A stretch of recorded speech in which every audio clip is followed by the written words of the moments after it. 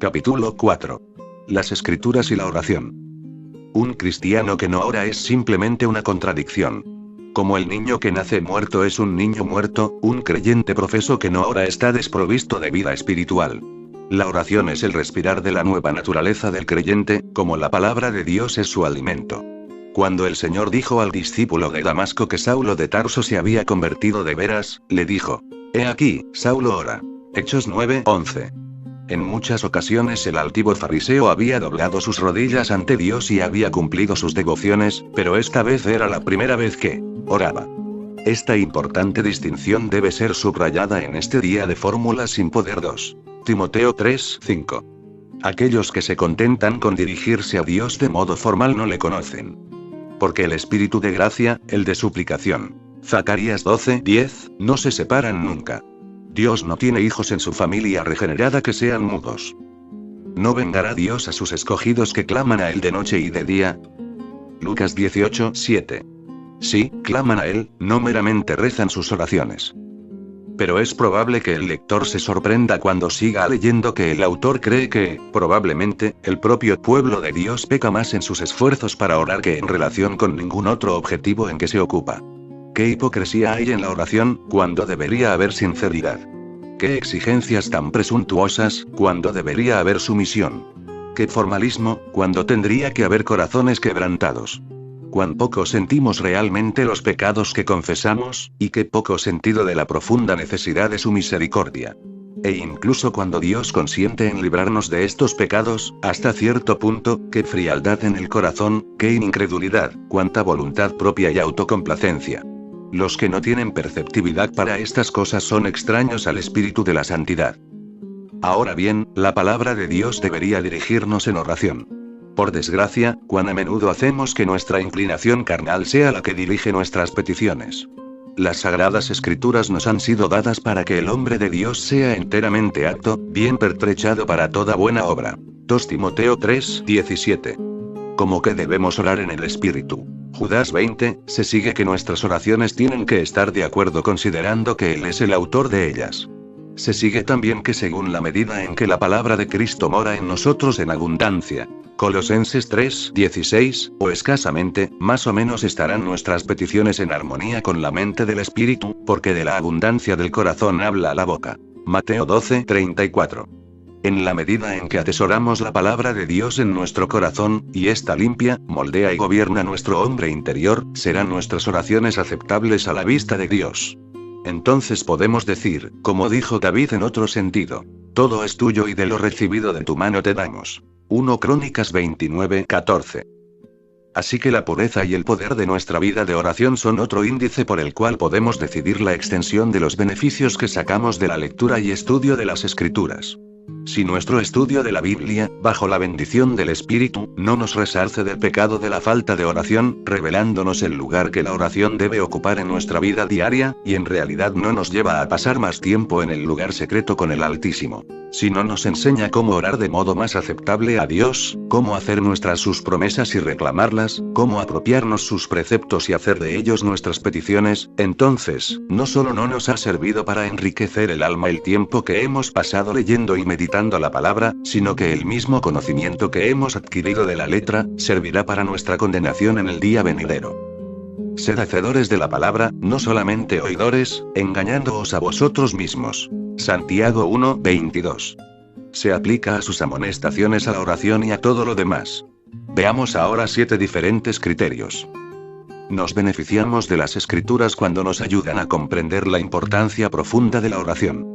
Es de temer que muchos lectores de la Biblia de hoy y aún estudiosos no tienen convicciones profundas de que una vida de oración definida es absolutamente necesaria para andar y comunicar con Dios, como lo es para la liberación del poder del pecado, las seducciones del mundo o los asaltos de Satán. Si esta convicción realmente poseyera sus corazones, no pasarían más tiempo con el rostro delante de Dios. Es inútil, sino peor, replicar: hay una gran cantidad de obligaciones que tengo que cumplir y ocupan el tiempo que usaría para la oración, a pesar de que me gustaría hacerla. Pero, queda el hecho que cada uno de nosotros pone tiempo aparte para lo que consideramos es imperativo.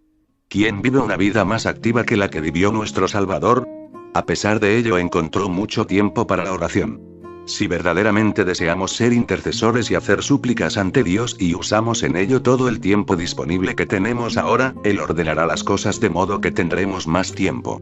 La falta de convicción positiva en la profunda importancia de la oración se evidencia claramente en la vida corporativa de los cristianos profesos. Dios ha dicho sencillamente: mi casa será llamada casa de oración. Mateo 21:13. Notemos, no casa de predicación o de cánticos, sino de oración. Sin embargo, en la gran mayoría de las iglesias, incluso dentro de la ortodoxia, el ministerio de la oración ha pasado a ser negligible.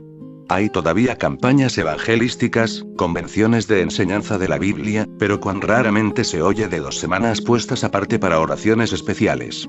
¿Y qué beneficio proporcionan estas convenciones de la Biblia a las iglesias si su vida de oración no es reforzada? Pero, cuando el Espíritu de Dios aplica con poder en nuestros corazones palabras como: velad y orad, para que no entréis en tentación. Marcos 14:38.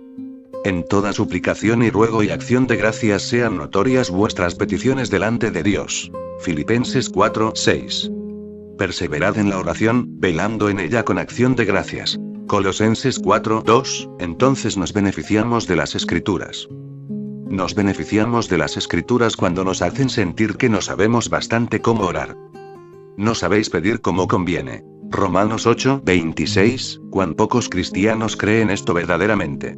La idea más común es que la gente sabe bastante bien lo que debe pedir, solo que son descuidados o son malos, y dejan de orar por lo que saben bien que es su deber. Pero, este concepto discrepa por completo de la declaración inspirada de Romanos 8:26. Hay que observar que esta afirmación, que humilla a la carne, no se hace sobre los hombres en general, sino de los santos de Dios en particular, entre los cuales el apóstol no vacila en incluirse él mismo. No sabemos lo que hemos de pedir como conviene. Si esta es la condición del hombre regenerado, mucho peor será la de no regenerado. Con todo, una cosa es leer y asentir mentalmente lo que dice el versículo, y otra tener una comprensión de experiencia, porque para que el corazón sienta lo que Dios requiere de nosotros, Él mismo debe obrarlo en nosotros y por medio de nosotros. Digo mis oraciones con frecuencia, pero, ¿oro en verdad? ¿Y van los deseos de mi corazón, conforme a las palabras? Lo mismo serviría a arrodillarme y adorar a una piedra, que ofrecer a Dios como plegaria nada más que palabras, y labios que se mueven. Ya hace muchos años que mi madre me hizo aprender de memoria estas líneas, la cual ya está presente ahora en el Señor, pero su mensaje, vivo todavía, me martillea la mente. El cristiano no puede orar a menos que el Espíritu Santo se lo haga posible, lo mismo que no puede crear un mundo. Esto ha de ser así, porque la oración real es una necesidad sentida que ha sido despertada en nosotros por el Espíritu, de modo que pedimos a Dios, en el nombre de Cristo, aquello que está de acuerdo con su santa voluntad. Y esta es la confianza que tenemos ante Él, que si pedirnos alguna cosa conforme a su voluntad, Él nos oye. 1 Juan 5:14. Pero, el pedir algo que no es conforme a la voluntad de Dios no es orar, sino atrevimiento. Es verdad que Dios nos revela su voluntad, y la podemos conocer a través de su palabra, sin embargo, no es de la manera que un libro de cocina nos da recetas culinarias para la preparación de platos. Las Escrituras frecuentemente enumeran principios que requieren un continuo ejercicio del corazón y ayuda divina para que veamos su aplicación a los diferentes casos y circunstancias. De modo que nos beneficiamos de las Escrituras cuando aprendemos en ellas nuestra profunda necesidad de clamar: Señor, enséñanos a orar. Lucas 11:1, y nos vemos constreñidos a pedirle a el espíritu de oración. Nos beneficiamos de las Escrituras cuando nos damos más cuenta de nuestra necesidad de la ayuda del Espíritu. Primero, que nos haga conocer nuestras verdaderas necesidades. Tomemos, por ejemplo, nuestras necesidades materiales. Con cuánta frecuencia nos hallamos en una situación externa difícil. Las cosas nos oprimen, y deseamos ser librados de estas tribulaciones y dificultades. Sin duda, pensamos que aquí sabemos qué es lo que tenemos que pedir. De ninguna manera y, al contrario, la verdad es que a pesar de nuestros deseos de alivio, somos tan ignorantes, nuestro discernimiento está tan embotado, que incluso cuando se trata de una conciencia acostumbrada no sabemos qué clase de sumisión a su agrado Dios puede requerir, o cómo podemos santificar estas aflicciones para nuestro bien interior. Por tanto, Dios considera las peticiones de muchos que claman pidiendo ayuda sobre cosas externas a aullidos, y no clamar a Él con el corazón. Oseas 7:14. Porque ¿quién sabe lo que es bueno para el hombre en la vida? Eclesiastés 6:12. La sabiduría celestial es necesaria para enseñarnos sobre nuestras necesidades temporales, a fin de hacer de ellas un asunto de oración según la mente de Dios. Quizá puedan añadirse unas pocas palabras a lo que ya se ha dicho. Podemos pedir sobre cosas temporales escrituralmente Mateo 6, 11, etc., pero con una triple limitación. Primero, de modo incidental y no de modo primario, porque no son estas las cosas de las que se preocupan los cristianos de modo principal Mateo 6, 33. Las cosas que deben buscarse primero y sobre todo, son las cosas celestiales y eternas Colosenses 3:l, mucho más importantes y valiosas que las temporales. Segundo, de modo subordinado, como medio para un fin. El buscar cosas materiales de Dios no ha de ser a fin de conseguir satisfacción, sino como una ayuda para agradarle más. Tercero, de modo sumiso, no imperioso, porque esto sería el pecado de presunción. Además, no sabemos si el que se nos concediera gracia sobre algo temporal contribuiría realmente a nuestro bienestar supremo Salmo 106, 18 y por tanto debemos dejarle a Dios que decida. Tenemos necesidades interiores también, además de las exteriores. Algunas pueden ser discernidas a la luz de la conciencia, tales como la culpa y la impureza del pecado, los pecados contra la luz y la naturaleza y la simple letra de la ley. Sin embargo, el conocimiento que tenemos de nosotros mismos por medio de la conciencia es tan oscuro y confuso que, aparte del espíritu, no somos capaces de descubrir la verdadera fuente de purificación. Las cosas sobre las cuales los creyentes tienen que tratar primariamente con Dios en sus súplicas son el estado y la disposición de su alma, o sea espiritual. Por eso, David no estaba satisfecho con confesar las transgresiones que conocía y su pecado original Salmo 51, 1, 5, sino que dándose cuenta de que no puede entender bien sus propios errores, desea ser limpiado de los errores ocultos. Salmo 19, 12. Pero le pide también a Dios que emprenda una búsqueda de su corazón para encontrar lo que pueda escapársele Salmo 139, 23, 24, sabiendo que Dios requiere principalmente verdad en lo íntimo. Salmo 51, 6. Así que en vista de 1 Corintios 2, 10, 12, deberíamos buscar la ayuda del Espíritu para que podamos pedir de modo aceptable a Dios. Estamos beneficiándonos de las Escrituras cuando el Espíritu nos enseña el recto propósito de la oración. Dios ha establecido la ordenanza de la oración por lo menos con un triple designio. Primero, que el Dios Trino sea honrado, porque la oración es un acto de adoración, rendición de homenaje al Padre como dador, en el nombre del Hijo por medio del cual únicamente podemos acercarnos a Él, a través del poder que nos impulsa y dirige del Espíritu Santo. Segundo, para humillar nuestros corazones, porque la oración está ordenada para traernos a un lugar de dependencia, para desarrollar en nosotros un sentimiento de nuestra insignificancia, al admitir que sin el Señor no podemos hacer nada, y que somos como mendigos pidiendo todo lo que somos y tenemos. Pero, cuán débilmente se cumple esto si es que se cumple en nosotros, hasta que el Espíritu nos lleva de la mano, quita nuestro orgullo, y da a Dios el verdadero lugar en nuestros corazones y pensamientos. Tercero, como un medio de obtener para nosotros mismos las cosas buenas que pedimos. Es de temer que una de las principales razones por las que muchas oraciones quedan sin contestar es que tenemos un objetivo equivocado o sin valor. Nuestro Salvador dice: pedid y recibiréis. Mateo 7, 7. Pero Santiago afirma de algunos que pedís y no recibís, porque pedís mal, para gastar en vuestros deleites. Santiago 43. El orar pidiendo algo, pero no de modo expreso con miras a aquello para lo cual Dios lo ha designado, es pedir mal. Y por tanto sin propósito eficaz. Toda la confianza que tenemos en nuestra propia sabiduría e integridad, si se nos deja proseguir nuestros objetivos nunca se ajustará a la voluntad de Dios. Hasta que el Espíritu restringe a la carne en nosotros, nuestros afectos propios naturales desordenados interfieren con nuestras súplicas, las hacen inservibles. Todo lo que hacéis, hácelo para la gloria de Dios. 1 Corintios 10, 31, sin embargo, nadie excepto el Espíritu puede hacer que nos subordinemos en nuestros deseos a la gloria de Dios. 5. Nos beneficiamos de las Escrituras cuando nos enseñan a reclamar las promesas de Dios. La oración debe ser hecha con fe Romanos 10, 14, de lo contrario Dios no la escuchará. Ahora bien, la fe tiene respeto a las promesas de Dios Hebreos 4, 1. Romanos 4, 21. Si, por tanto, no comprendemos qué es lo que Dios ha prometido, no podemos orar. Las cosas secretas pertenecen a Jehová, nuestro Dios. Deuteronomio 29, 29, pero la declaración de su voluntad y la revelación de su gracia nos pertenecen, y son nuestra regla. No hay nada que podamos necesitar que Dios no se haya comprometido a proporcionárnoslo, si bien de tal forma y bajo tales limitaciones que aseguren que será para nuestro bien y nos serán útiles. Por otra parte, nada hay que Dios haya prometido, que no tengamos necesidad de ello, o que de una manera u otra no nos afecte como miembros del cuerpo místico de Cristo. Por ello, cuanto mejor estemos familiarizados con las promesas divinas, y cuanto más comprendamos sus bondades, gracia y misericordia preparadas y propuestas en ellas, mejor equipados estamos para orar de modo aceptable. Algunas de las promesas de Dios son generales más bien que específicas. Algunas son condicionales, otras incondicionales, algunas se cumplen en esta vida, otras en la vida venidera.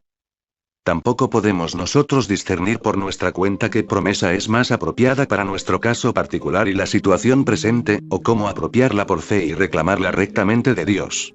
Por tanto, se nos dice de modo explícito: porque ¿quién de los hombres sabe las cosas del hombre, sino el espíritu del hombre que está en él? Así tampoco nadie conoce las cosas de Dios, sino el Espíritu de Dios.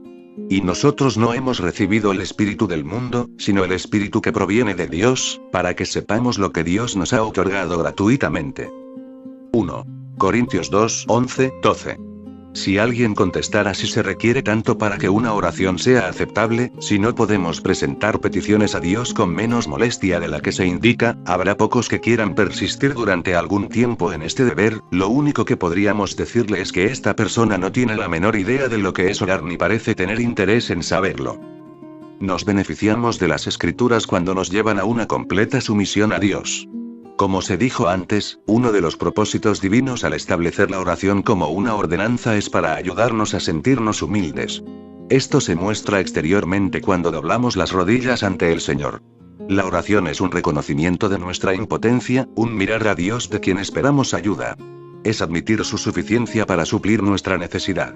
Es el hacer conocidas nuestras peticiones. Filipenses 4, 6 a Dios. Pero peticiones es algo muy distinto de requerimientos. El trono de la gracia no existe para que nosotros podamos acudir a él para obtener satisfacciones de nuestras pasiones. W.M. Gurnall.